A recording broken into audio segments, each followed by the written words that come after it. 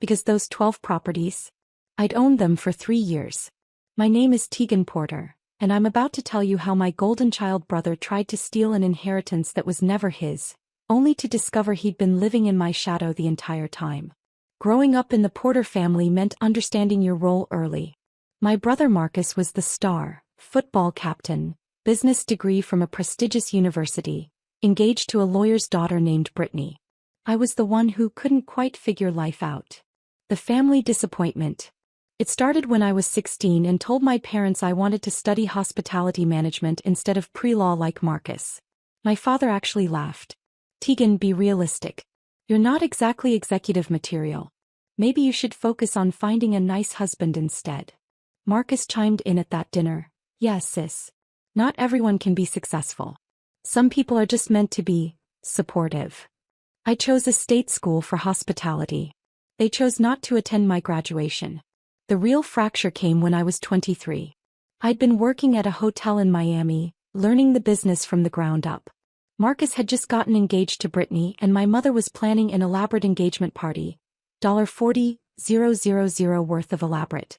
Tegan, we need you to contribute, Mom said over the phone. Family helps family. I can contribute maybe $500, I offered. I'm saving for $500? Her voice dripped with disgust. Marcus said you'd be difficult. Your brother is building a real life, Tegan. The least you could do is support him properly. We're asking for $5,000. It's not that much. It was 3 months of my salary. I can't afford that, Mom. Can't or won't. She hung up on me. At the engagement party I wasn't asked to contribute to. I sat at a table in the back with distant cousins I'd met twice. Marcus gave a speech thanking everyone who truly matters, while looking directly past me. Brittany's parents were introduced as the family we always wished we had. The only person who caught my eye that night was Grandpa Harold. He was 81 then, sharp as ever, watching everything with those calculating blue eyes that missed nothing. He gave me a small nod from across the room. After that party, I stopped attending family events unless Grandpa Harold specifically asked me to come. My parents called it abandoning the family. I called it protecting my mental health. I visited Grandpa Harold every Sunday though. We'd have breakfast at his favorite diner, the Early Bird in Coral Springs. He never asked why I wasn't at Marcus's birthday parties or my parents' anniversary celebrations. He just listened while I talked about work, about my dreams of running my own hotel someday. You've got something Marcus never will, Grandpa told me one Sunday morning when I was 25. You understand that respect is earned by doing the work, not by demanding recognition.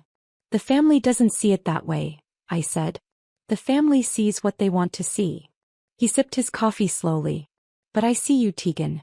I've always seen you. What my family didn't know, what I deliberately never told them, was that the little hotel job I had was actually an assistant manager position at a boutique luxury hotel in Miami Beach. And I was exceptional at it. At 26, I identified a struggling property that was about to go into foreclosure. A beautiful Art Deco building with 45 rooms that just needed vision and capital. I'd been saving aggressively for 3 years, and I'd built relationships with investors through the hotel industry. I bought that property for $2.1 million with a combination of my savings, investor backing, and a commercial loan. My family would have called it reckless. I called it calculated. Within 18 months, I'd transformed it into the Deco Pearl, a 4-star boutique hotel that became the darling of travel magazines. Revenue jumped 340% in the first year. But I never told my family. Why would I? So they could suddenly be interested in my life. So Marcus could give me condescending advice about managing my little hotel? So my parents could find reasons why I owed them money for all those years they invested in raising me? Well, I built my empire in silence.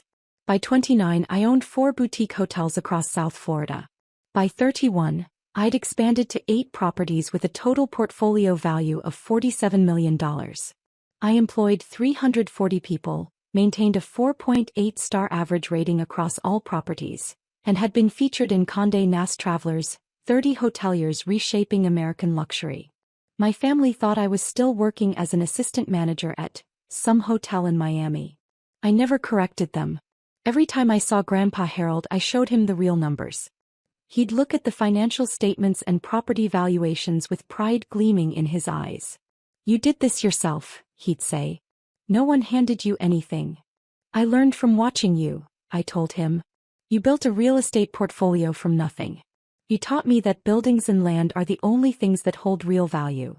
Grandpa Harold had built his wealth the same way, buying rental properties in Florida before the boom, holding them through the crashes and building steady wealth through discipline and patience.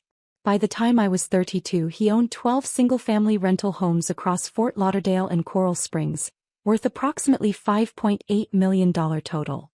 Marcus, meanwhile, was working as a regional sales manager at a medical supply company. Good job. Decent salary. Nothing extraordinary. But in our family he was still the golden child because he had a traditional career, and was married with 2 children. At Sunday breakfast 3 months before Grandpa Harold died, he slid an envelope across the table. "What's this?" I asked. "Legal documents. I'm updating my will. I want you to know what's coming."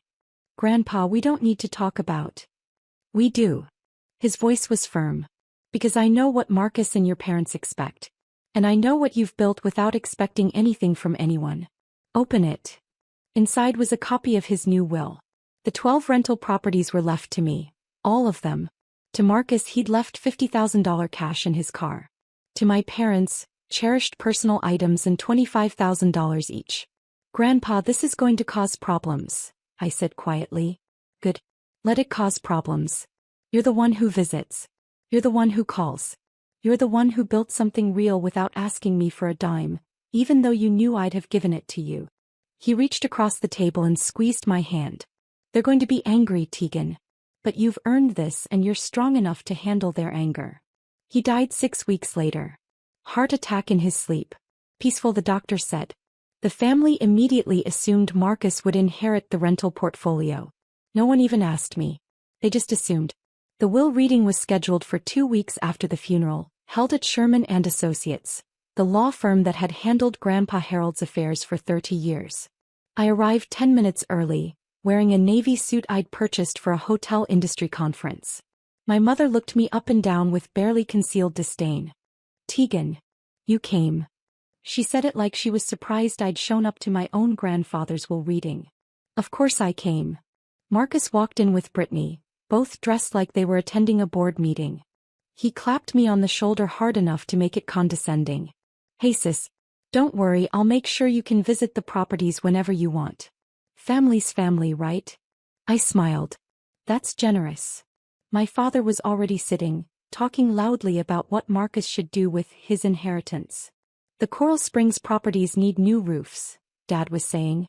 "You could increase the rent after renovations. Probably pull in an extra $2,000 per month across all of them." "I was thinking of selling a few," Marcus said. "Get some liquid capital, maybe invest in Brittany's law practice expansion." They were spending money that wasn't theirs yet. If you've ever been the family punchline, hit that like button and subscribe right now. You're not going to want to miss what happened next. Harold Sherman III, the senior partner and Grandpa Harold's longtime attorney, entered looking uncomfortable.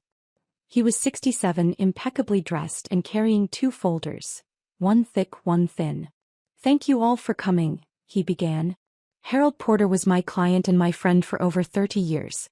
He was very specific about his final wishes." Marcus was already smiling. Mr. Sherman opened the first folder.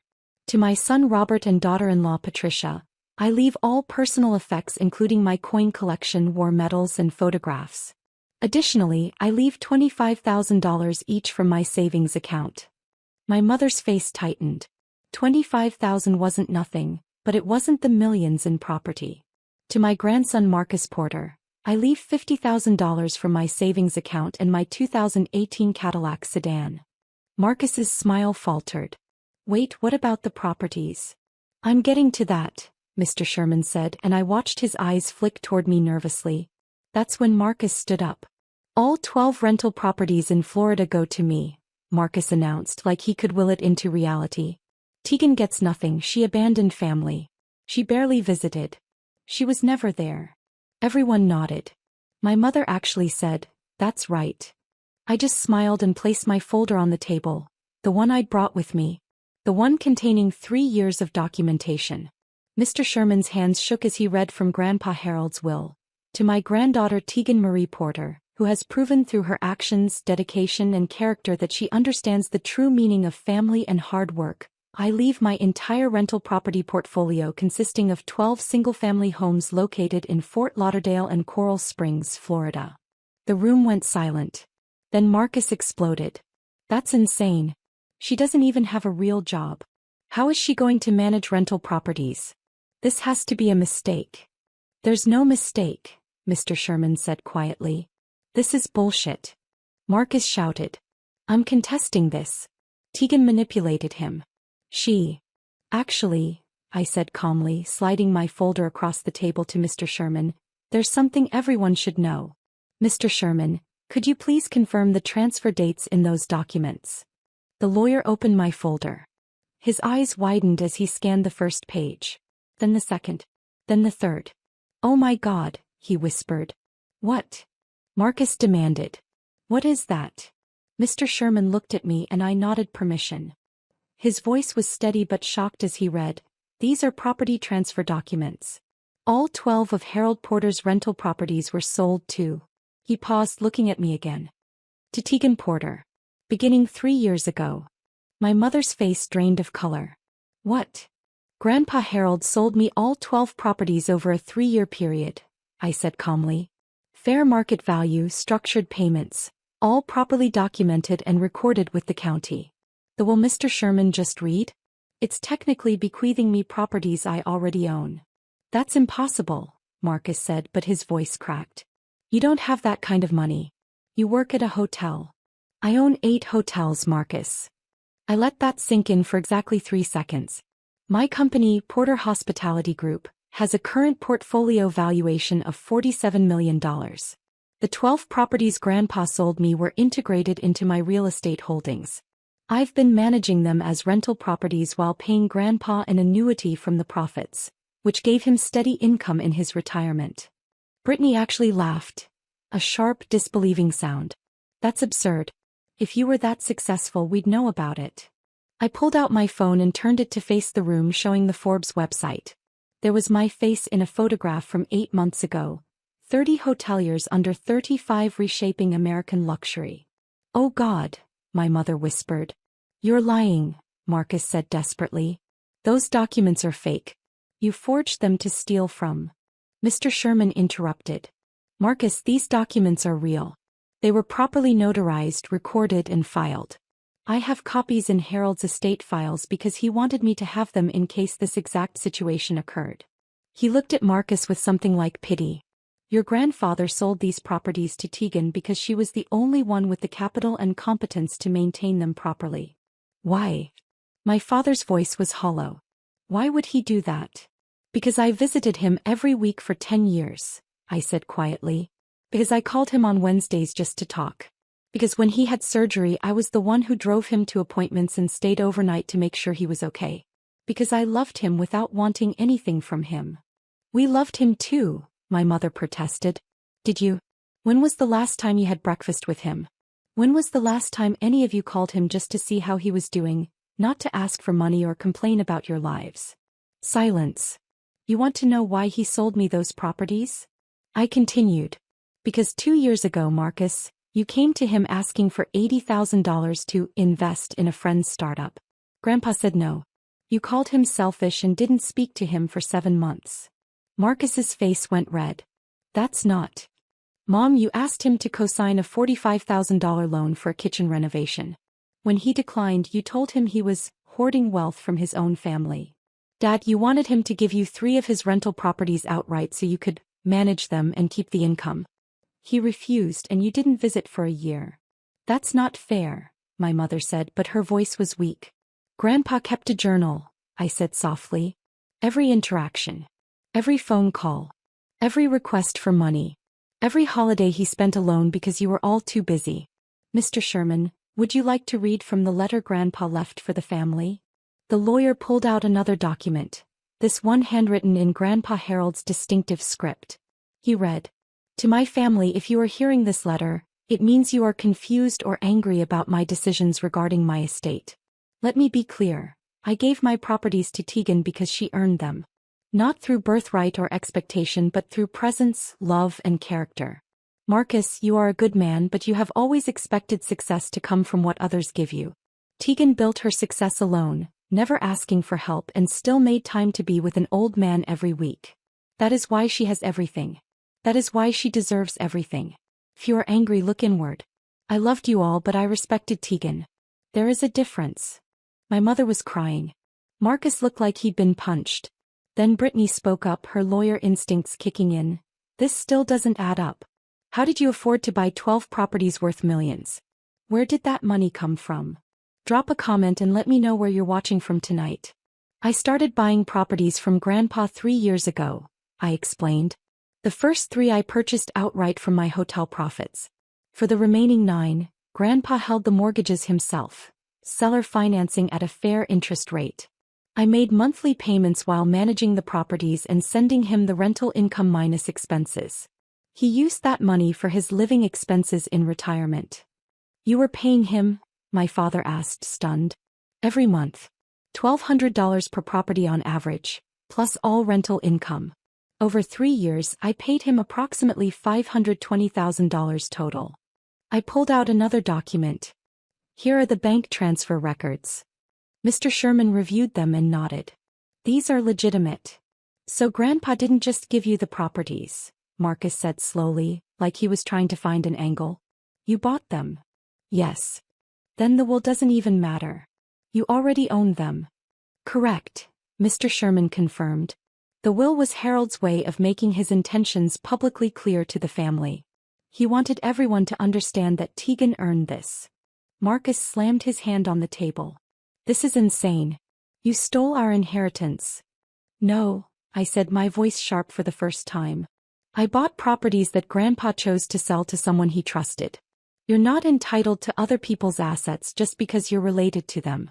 That's not how inheritance works, and it's definitely not how respect works. We're contesting this, Marcus said, looking at Brittany. You'll lose, Mr. Sherman interrupted. And I'm going to be very frank with you, Marcus. If you pursue legal action against Tegan over property she legitimately purchased, you will spend tens of thousands in legal fees only to have a judge dismiss your case. Your grandfather was of sound mind. The transactions were legal. There is no case. Then he was manipulated, my mother burst out. Tegan took advantage of an old man. Mrs. Porter, I've known Harold for 30 years. He was sharper at 84 than most people are at 50. These transactions were his idea, not Tegan's. That's when my father said something that revealed everything. But what are we supposed to get? We're his children. We deserve something. You got exactly what Grandpa thought you deserved, I said quietly. $25,000 each and his personal effects. That's more than I got from you growing up. The room fell silent except for my mother's quiet crying. Then I stood up and gathered my folder. For what it's worth, I'm not angry at any of you. I'm just done. Done trying to earn love from people who see me as less than. Done being the family disappointment when I've built something you can't even comprehend. Done pretending that blood relation means I owe you anything. Tegan, my father started. I'm not finished. My voice was calm, but every word carried weight. You taught me exactly how much I was worth to you. I just raised my price. You mistook my silence for acceptance, my absence for failure. But I wasn't hiding. I was watching. Every dismissive comment, every time you chose Marcus over me, every time you made me feel small, I was gathering evidence of who you really were. That's cruel, my mother whispered. No. Cruel was excluding me from family events. Cruel was telling a 16-year-old girl she wasn't executive material. Cruel was demanding $5,000 I didn't have to celebrate a brother who called me a disappointment. I didn't respond with cruelty. I responded by becoming someone who didn't need your approval. I turned to Mr. Sherman. Is there anything else that requires my presence? No, Miss Porter. We'll handle the estate paperwork through standard channels. Then I'm leaving. Marcus, Brittany, Mom, Dad, I wish you well. I genuinely do. But you won't be hearing from me again unless it's through my attorney. I was halfway to the door when Marcus shouted, You can't just walk away. We're family. I turned back one last time. No. Grandpa Harold was family. He showed up. He believed in me. He earned the title. You're just people I happen to share DNA with. There's a difference. As I reached for the door handle, it opened from the outside. Two people I recognized entered. Detective Sarah Chin from the Fort Lauderdale Police Department White Collar Crime Unit, and James Morrison from the IRS Criminal Investigation Division. Tegan Porter? Detective Chin asked. Yes. We need you to stay for a few more minutes. We have some questions for everyone in this room. My stomach dropped. What's this about? We've been investigating financial irregularities related to Harold Porter's estate. Specifically, we found evidence of attempted fraud. Marcus went pale. Mr. Sherman stood up slowly. What kind of fraud? Detective Chin pulled out her own folder. Much thicker than mine. 3 weeks before Harold Porter's death, someone attempted to have him declared mentally incompetent and transfer all his assets into a trust controlled by Marcus Porter. The documents were filed with forged medical evaluations and a notary stamp that doesn't match any registered notary in the state of Florida. Everyone's eyes turned to Marcus. That's insane, he shouted. I didn't. We have your signature on the trust documents, Mr. Porter, Agent Morrison said. We also have email correspondence between you and someone calling themselves Dr. Rebecca Hamilton, discussing payment for medical evaluation letters declaring your grandfather incompetent. Rebecca is Brittany's paralegal, I said quietly, the pieces clicking together. Brittany stood up so fast her chair fell backward. I had nothing to do with this. Marcus, what did you do? We have your work email address in the correspondence chain, Mrs. Porter, Detective Chin said. The emails were sent from your law firm's server. I want a lawyer, Marcus said, his voice shaking. You married one, I said, but there was no satisfaction in it. Just sadness. Detective Chin continued. We're also investigating a series of unauthorized withdrawals from Harold Porter's bank accounts in the 6 months before his death. Approximately $47,000 was transferred to accounts belonging to Marcus Porter and Robert Porter. My father's face went gray. Those were loans. Dad said I could borrow. We have the bank records, Agent Morrison interrupted. Harold Porter reported these transfers as unauthorized to his bank 2 weeks before he died. He filed a formal complaint. Oh my God, Mr. Sherman whispered. That's why he called me. He said he suspected someone was trying to steal from him, but he wanted to be sure before making accusations. Hit that subscribe button if you've ever had to set boundaries with toxic family, because what happened next destroyed everything they'd built. Detective Chin arrested Marcus and Brittany right there in the conference room. Financial fraud, attempted exploitation of an elderly person, forgery, identity theft. The charges kept coming. My father was arrested the following morning at his home. My mother wasn't charged criminally, but she was named in the civil lawsuit Mr. Sherman filed on behalf of Grandpa Harold's estate to recover the stolen funds. The newspaper coverage was brutal. Local sales manager arrested for attempting to steal deceased grandfather's estate. The story mentioned Marcus's attempt to have Grandpa declared incompetent and the forged documents. It mentioned Brittany's involvement as an attorney who should have known better. It mentioned my father's unauthorized withdrawals. And it mentioned me, the granddaughter who'd built a $47 million hotel empire in silence while her family dismissed her as a failure. Within 48 hours, Marcus and Brittany's bank accounts were frozen as part of the criminal investigation. Brittany's law firm suspended her pending review. Marcus was fired from his job for conduct unbecoming after his employer saw the arrest on the news. Within a week, they'd listed their house for sale, a desperate attempt to pay legal fees. They couldn't find a buyer at their asking price. The market knew they were desperate. Brittany filed for divorce 3 weeks later. The court papers cited irreparable breakdown of trust and criminal conduct by spouse. She got primary custody of their 2 children and Marcus got supervised visitation. My father pleaded guilty to a reduced charge of financial exploitation of an elderly person. He received 2 years probation, mandatory restitution of $47,000 plus interest, and 500 hours of community service. His reputation in his professional community was destroyed. Marcus went to trial. The evidence was overwhelming: emails, forged documents, financial records, and testimony from Grandpa Harold's actual doctors who stated he was completely mentally competent until the day he died. Marcus was convicted on 6 counts including fraud, forgery, and attempted theft. He was sentenced to 4 years in federal prison. Brittany took a plea deal, testifying against Marcus in exchange for charges against her being reduced to professional misconduct. She was disbarred and sentenced to 1 year in county jail, suspended to probation. Her legal career was over. My mother never apologized to me directly, but she sent a card 6 months later. It said, "I don't expect forgiveness. I just wanted you to know I finally understand what Harold saw in you. I'm sorry I didn't see it too." I never responded. Some wounds are too deep for a greeting card to heal. 2 years after that reading, I was sitting in my office at the Deco Pearl, my flagship hotel in Miami Beach, when Mr. Sherman called. "Tegan, I wanted to let you know that all the estate proceedings are finally complete. The criminal restitution has been paid and Harold's estate is closed. Thank you for everything, Mr. Sherman. There's one more thing. Harold left a sealed letter for you that I was instructed to deliver only after all the legal proceedings concluded. I have it here whenever you're ready." I met him at his office that afternoon. The envelope was thick, addressed in Grandpa Harold's handwriting, "For Tegan when the dust settles." Inside was a 3-page letter dated 2 weeks before he died. "My dearest Tegan, if you're reading this, it means everything has played out as I suspected it would. Marcus tried something stupid. Your parents probably enabled him. And you've had to endure watching your family self-destruct over greed. I'm sorry you had to see that. But I'm not sorry for the choices I made. I sold you those properties because you were the only person who understood their real value, not as assets to liquidate but as foundations for building something lasting. You proved that you could build wealth through intelligence, hard work, and patience.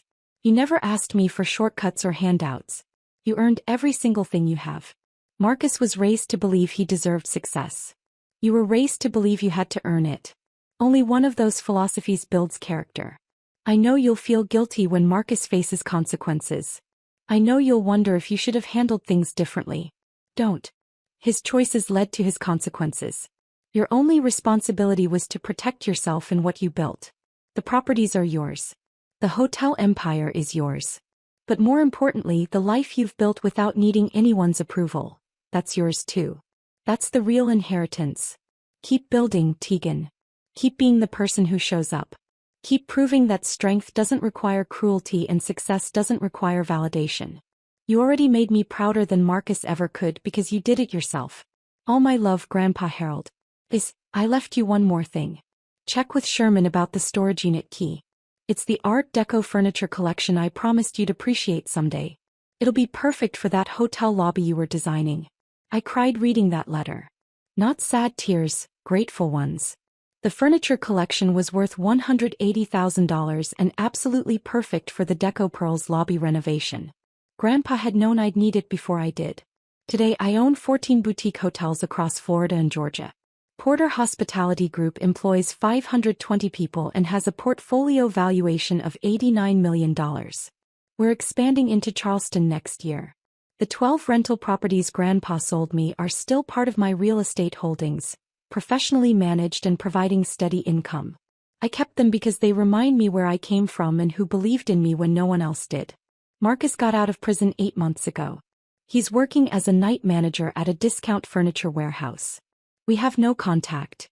Brittany moved to North Carolina and works as a paralegal under her maiden name. She sends me Christmas cards with photos of my niece and nephew. I send them gifts but I don't respond otherwise. My parents sold their house to pay legal fees and restitution. They live in a modest apartment now. My father's health declined after the probation ended. They're not struggling but they're not comfortable either. I don't wish ill on any of them. But I don't have room in my life for people who only valued me when they thought I could give them something. Last month I had dinner with Mr. Sherman and his wife at the Deco Pearl. We toasted to Grandpa Harold's memory with his favorite bourbon. He'd be so proud, Mr. Sherman said. You turned his faith in you into an empire. I just followed his example, I said. Build something real. Show up for people who matter. Never apologize for being successful. And never let anyone make you feel small, he added. Never again, I agreed. If you've ever had to walk away to save yourself, tell me your story in the comments. What would you have done? Does any of this feel familiar? And if you've ever been underestimated by the people who should have believed in you most, hit that like button because you're not alone. You never were.